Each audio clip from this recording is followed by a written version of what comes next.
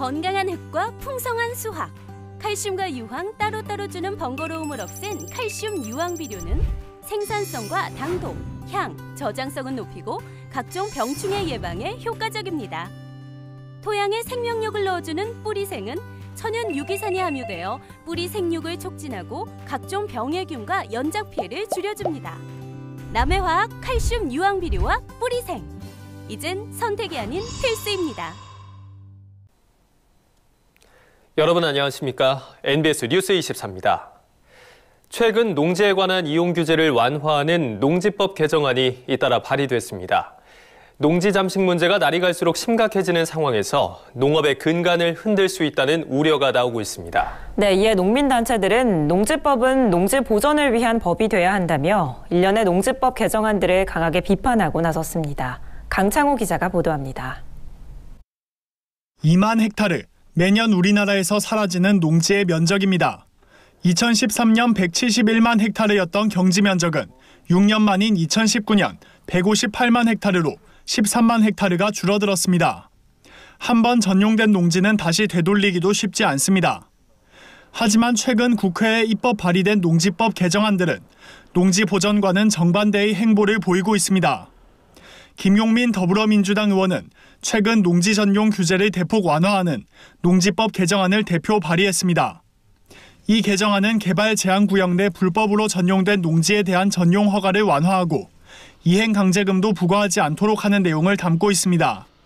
이 개정안은 국토부가 2015년 도입한 훼손지 정비 사업과 관련이 있습니다. 이 사업은 축사 등 농지법에 적용을 받는 시설을 물류창고 등 다른 용도로 불법 전용해도 일정한 조건을 충족하면 합법적으로 용도를 변경해주는 사업입니다. 훼손지 정비 사업을 활성화시키겠다는 이유로 농지 전용을 종용하는 셈입니다.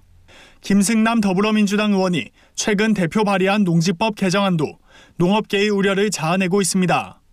김승남 의원은 농업진흥구역 내 영농형 태양광 시설 또는 시범단지를 설치할 수 있도록 하는 농지법 개정안을 발의했습니다. 현행법은 농업진흥구역에 농사와 관계없는 시설물을 설치할 수 없도록 제한하고 있는데 이를 풀어 영농형 태양광을 확대시키겠다는 취지입니다. 이 같은 국회의 움직임에 농민단체들은 거세게 반발하고 있습니다.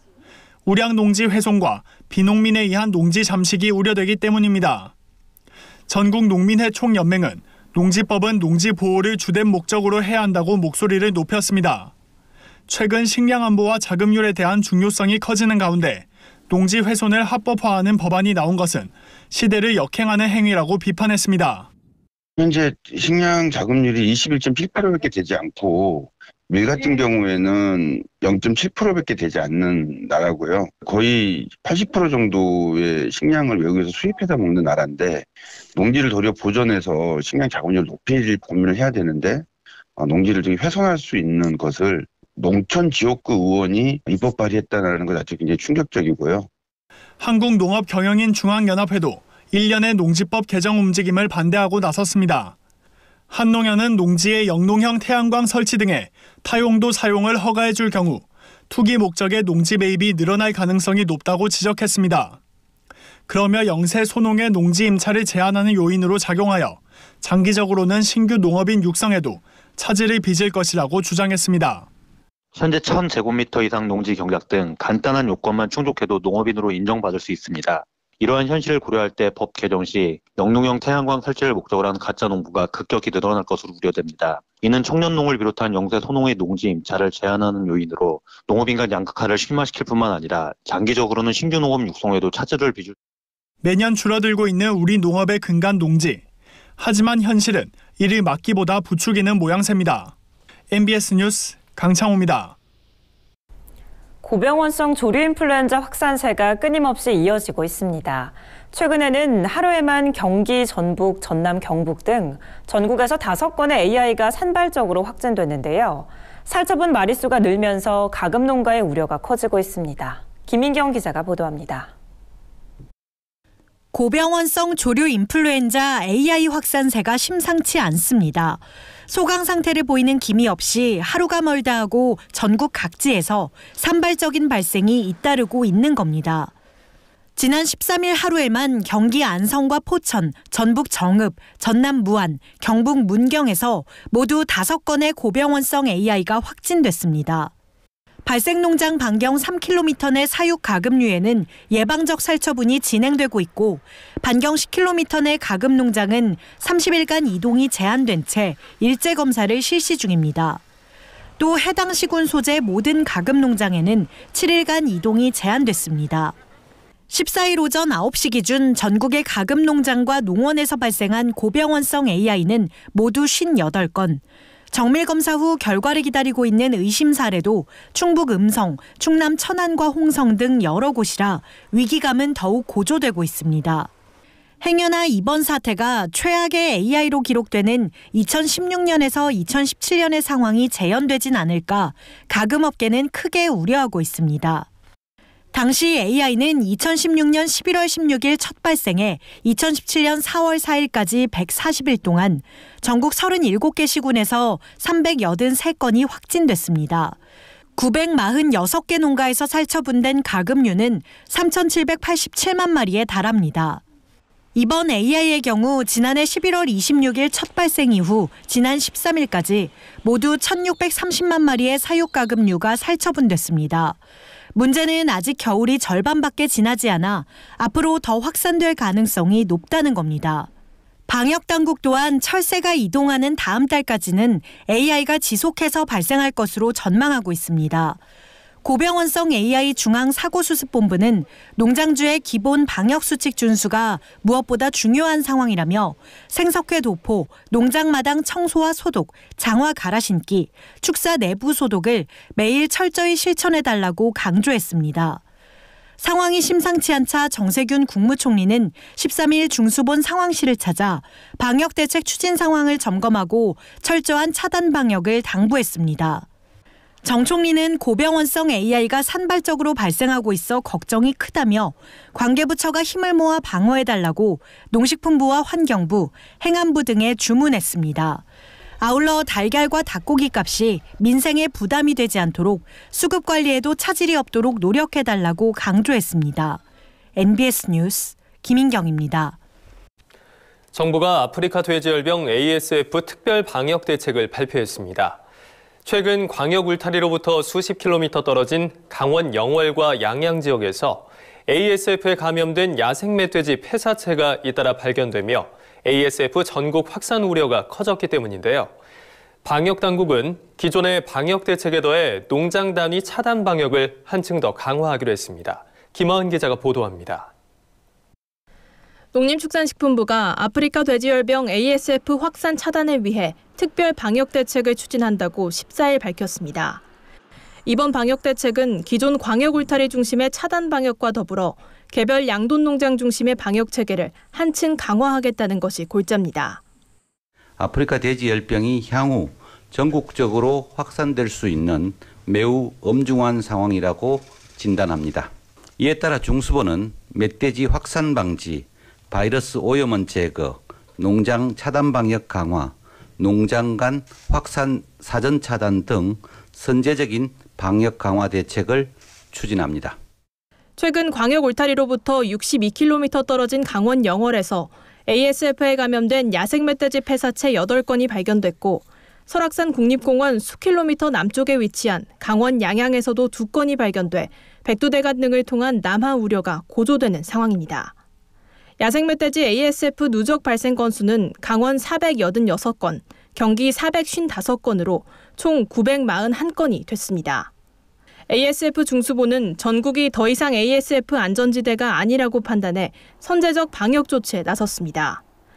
먼저 전국을 기존 발생 지역, 핵심 대책 지역, 신규 발생 지역, 사전 예방 지역 등 4개 지역으로 나눠 지역별 맞춤형 멧돼지 관리 전략을 추진할 계획입니다.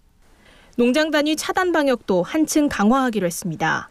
강원 영월 인접 12개 시군에 위치한 양돈 농장에 2월 말까지 축산 차량의 진입을 통제하고 6월 말까지 기존 중점방역관리지구에만 적용됐던 강화된 8대 방역시설도 설치하도록 했습니다.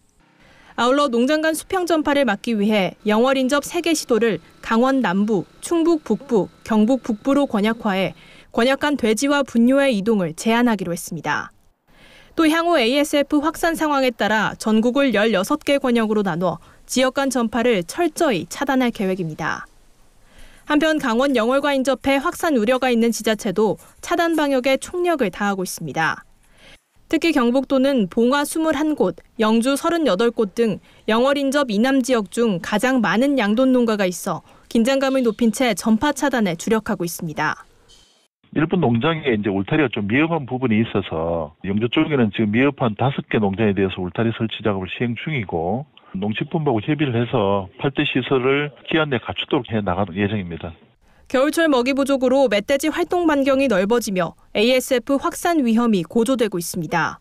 멧돼지 남하와 농장 내 유입을 막기 위한 방역 당국과 양돈 농가의 고군분투는 당분간 계속될 것으로 보입니다. MBS 뉴스 김하은입니다.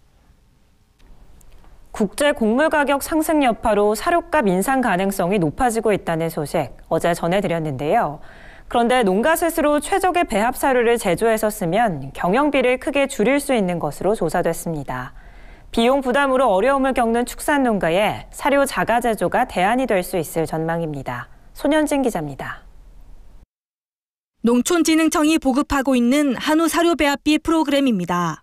농후 사료와 조사료, 농산 부산물 등 원료 목록 가운데 농장에서 사용 가능한 것을 고르기만 하면 적정 배합 비율을 알 수 있습니다.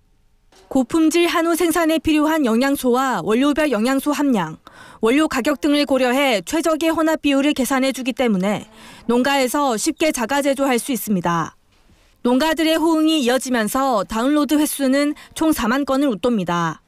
축산농가가 직접 섬유질 배합 사료를 만들면 원료비와 제조비를 아낄 수 있다고 농진청은 설명했습니다.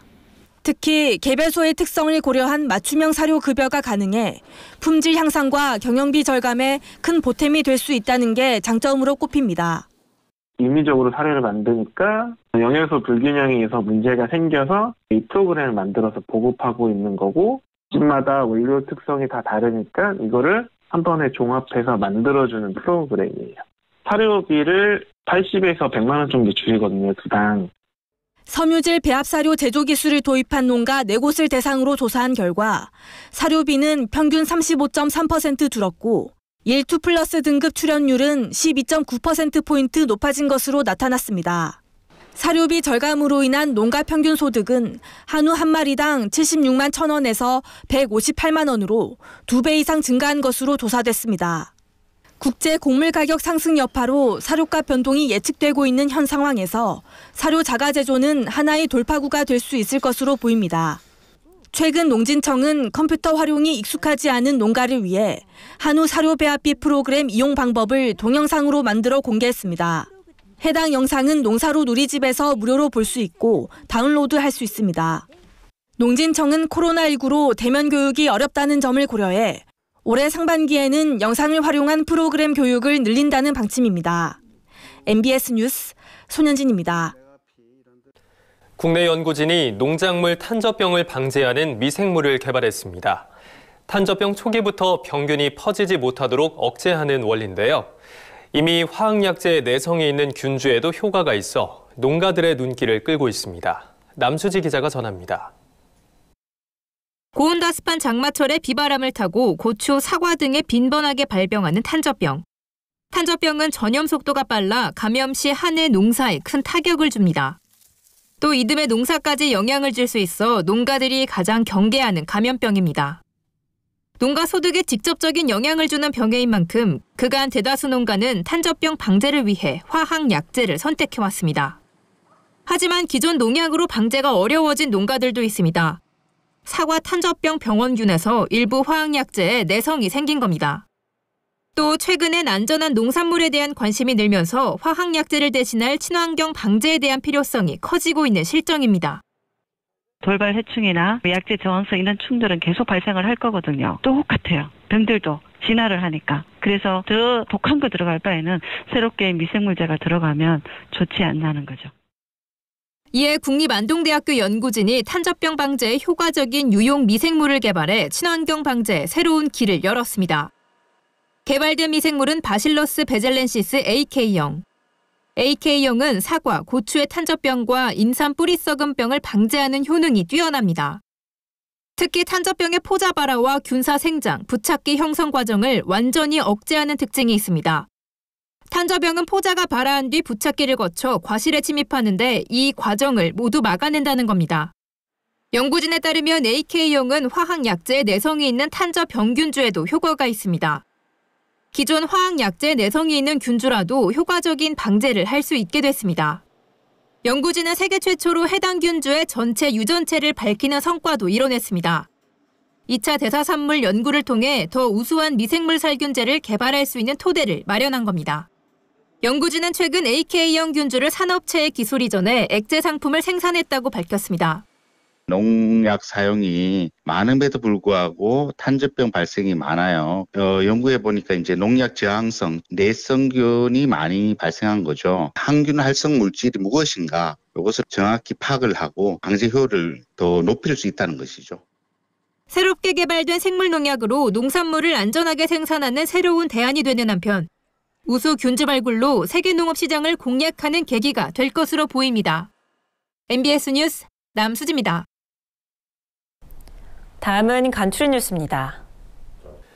전현희 국민권익위원장은 14일 충남 천안시 직산농협 농산물 산지 유통센터에서 현장 간담회를 개최했습니다. 코로나19 확산으로 경제적 피해를 입은 농민들의 고충을 농산물 유통 현장에서 직접 듣기 위해서입니다. 이날 간담회에는 김용찬 충남도 행정부지사와 전만권 천안부시장, 이명호 한국농축산연합회장, 민병옥 천안직산농협조합장, 배농가 등이 참석했습니다.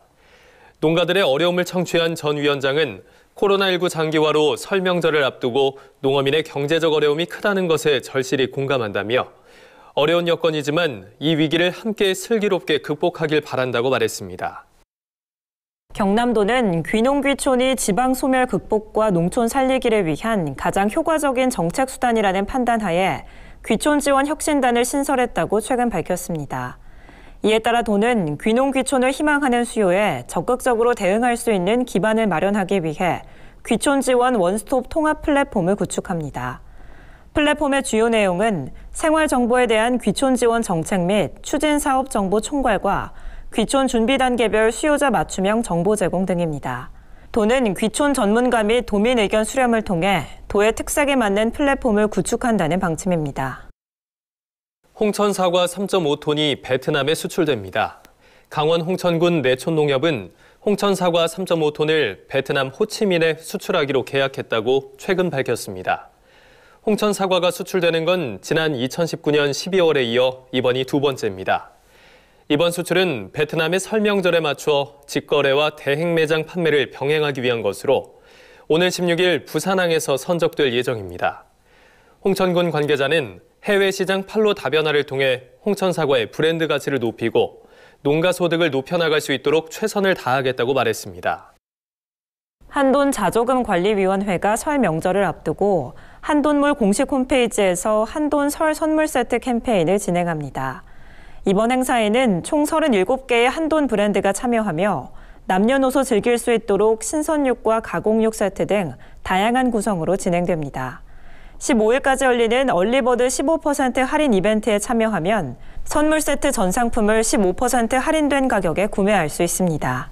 이 밖에도 설 선물 세트 구매자들을 대상으로 LG 디오스 광파 오븐 등 다양한 경품 이벤트가 진행됩니다. 자세한 내용은 한돈몰 홈페이지에서 확인할 수 있습니다.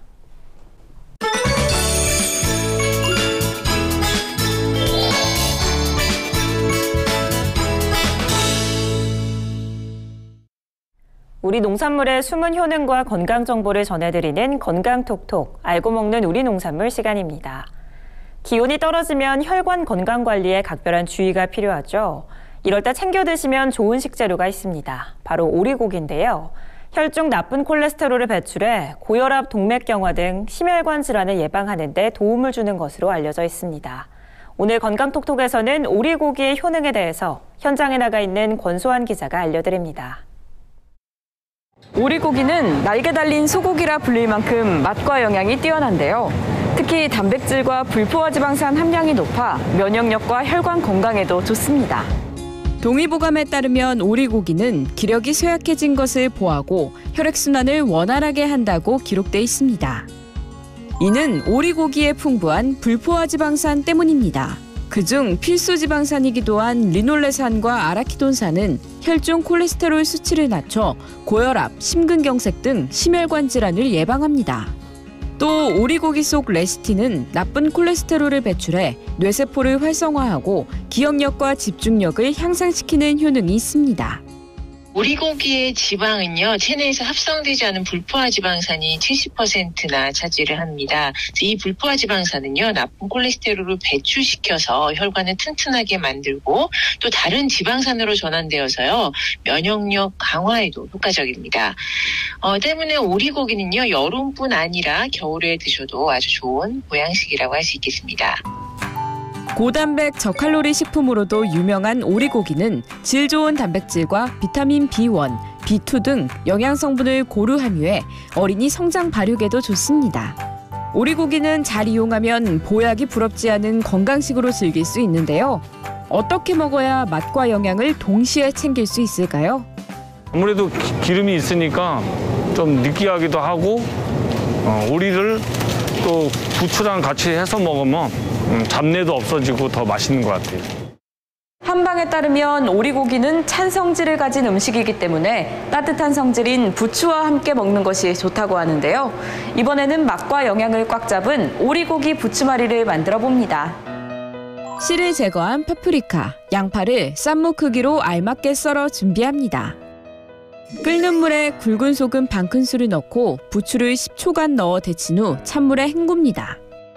달군 팬에 오리고기를 넣고 노릇하게 구워줍니다. 쌈무에 썰어둔 채소와 구운 오리고기를 올린 후 부추로 돌돌 말아 묶어주면 맛있는 오리고기 부추말이가 완성됩니다. 오리고기는 랩에 꼼꼼하게 싸서 냉동 보관하는 것이 좋은데요. 한번 해동한 뒤에는 다시 얼리지 말고 가급적 빨리 드시는 것이 좋습니다. 지금까지 건강톡톡 알고 먹는 우리 농산물이었습니다. 저희가 준비한 소식은 여기까지입니다. NBS 뉴스 24 마칩니다. 함께해 주신 여러분 고맙습니다.